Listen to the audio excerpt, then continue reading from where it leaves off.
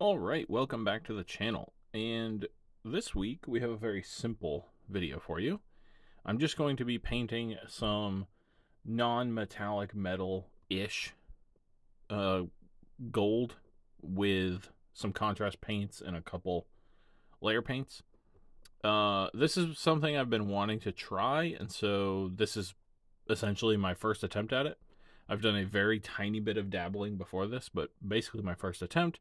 So I just figured I would put it on a miniature and film it just to see how it goes, basically. I'm using one of my converted Bretonnian Stormcast models for this, since they're going to have gold armor anyway. So I figure, why not? Let's give it a whirl. So the first color we're going to use is Null Oil, the classic. Give this a bit of a shake. And I'm going to use a large brush for this. Get some water on it. And then I'm just going to apply this all over the armor. I won't be painting the rest of the miniature today. I'm just going to be doing the armor for this video. But depending on how this armor goes, I may finish the rest of him. Well, I'll finish the rest of him at some point, but I may finish the rest of him quicker than I might otherwise. And I personally don't usually like how non-metallic metal looks. I know a lot of people do like it, but I personally don't. The reason I want to experiment with it for this, though, is that these guys, these Bretonnian Stormcasts that I'm painting, I want them to have gold armor, but I wanted them to be a little bit kind of grungier and dirtier. And so this sort of darker gold of the non-metallic metal I figured would look good with that. I could just get a darker gold paint and do that. But, you know, two birds with one stone, make a video out of it, and potentially find the gold that I'm going to be using for this army at the same time, so why not? And if it comes out looking terribly, I can always just prime back over this guy and do a traditional gold paint. So no harm, no foul. So just this last little bit here. I guess I'll do this whole head decoration. Also, why not? And I'm not going to bother with the shield right now. I'm just going to do this forward-facing armor here. So I will let this null oil dry, and then we'll come back and do step 2. Alright, we are back, and our null oil is all nice and dry. Now we're going to move on to pale sand. This is from the Army Painter Fanatic line, but you can really just use any off-white. I'm just using pale sand because I have it on hand and I like the way it looks. Then I'm going to use my same big brush, and I'm going to get some of this on the end of my brush, and then I'm not exactly dry brushing, but not painting fully on, kind of over brushing, I guess you could say. And I'm just going to go over all the parts of the armor here. And this is just to lighten up the raised edges of this and give us a little bit more contrast. You can kind of do this as much or as little as you want. I'm not going to go crazy with it, but I will lighten it up just a bit. A little bit more here on the chest, I think. And then maybe a little more down here.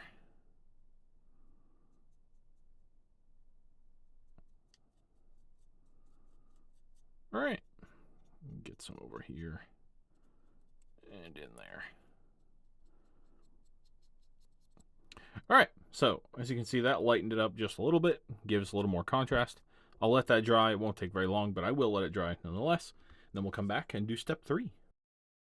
All right, so you'll have to forgive me. I did a little bit of a goof here. I started doing the next step. I got a little bit excited, and I started doing the next step before hitting record. The next step is snakebite leather. As you can see, I've already done a lot of it. And good news, though, it does actually read kind of like gold. But thankfully, I at least stopped myself before I applied it completely. So I will show you here on this arm, applying it to what's left, just so you can see that it is just snakebite leather that's being applied here. Nothing, no other steps involved. But yeah, like I said, it does appear to be reading decently like gold, which is good.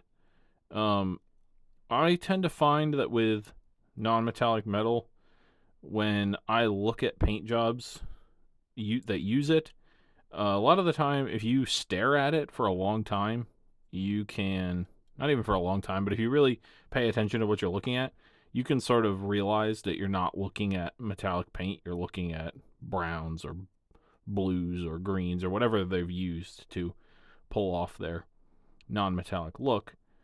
But ultimately, I think if people are just looking at your miniatures, especially if they're just on the table, I think this method would work for reading as gold. Especially right there on the chest, I think is probably the best spot that you can see it right here. Because I lightened that area up so much, that, especially on camera, for me anyway, hopefully it reads for you guys as well, and down here, it really does look like a shiny metallic color, which is cool. So I'm going to let the rest of this dry, and then I'm going to come back and do the last step that we're going to do on this. And this time I plan to hit record at the very beginning. Alright, we are back, and our snakebite leather is mostly dry now. So we're going to move on to the last step, and that's going to be some Baron Dune from Army Painter. And this is the brightest color in their ochres and tans hexad, but you can really use like any pale mustard color, really. I'm just using this because it's what I have on hand. Nothing particular about this paint that I'm wanting. And then I'm going to get a little bit of this on the end of my wet brush, wipe most of it off, and then I'm just going to come in and do the very extremes of the armor here. So the ridges there at the top, the edges here. Not edge highlighting, because I'm not going across the entire edge, but sort of like just the top third of each edge, I guess you'd say. And then like here on this raised skull right there, the moon, that. Then on the chest here, I'm already pretty happy with how the chest looks, but I'm just going to get just a little bit of this right along the edges here. There we go. And then up here on the visor. Not sure if this bore is going to remain this color, but just in case it does, I'll do a little bit of this. Then along the edges here.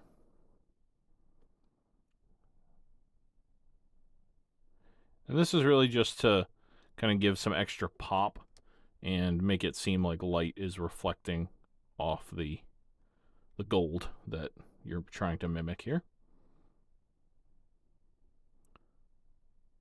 Just being very careful with it. We don't want to go too heavy-handed with it. Catch a couple of these edges here. And then, I said this was the last step, and it sort of is. Then I'm going to go back to our original pale sand. Just get a tiny, tiny bit of it on the end of my brush. My brush is still wet, I should say. I rinsed it off, dried it, but it's still a little bit damp. Then I'm just going to get a tiny bit of this pale sand. And then just at the very edge, very, very tips of these things, I'm going to put a little dot of it. Just for the, kind of like a specular highlight, but not exactly. We're not doing the aura that you would sometimes find around a specular highlight. We're just doing the very, very extreme dot highlight.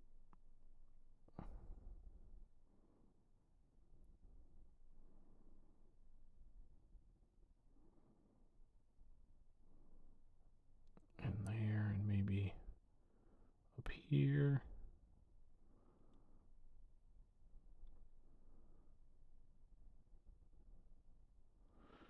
And I think that will about do it. So I'm pretty happy with this. I think it came out honestly better than I was expecting it to. Some of these like quick and easy ways to do things are not always all they're chalked up to be. Sometimes they're just a quick and easy way to make your miniature look bad. But I think this actually came out pretty well. I think I will finish this miniature up sometime in the next couple days. And I'll throw them up on Instagram. Probably won't film any more videos for this guy just because I'm not really sure there's anything else to be gained from it. But hopefully this quick and easy non-metallic gold was helpful to you. If it was, feel free to hit the like button. Subscribe to the channel if you want to see more videos, and I will see you on the next one.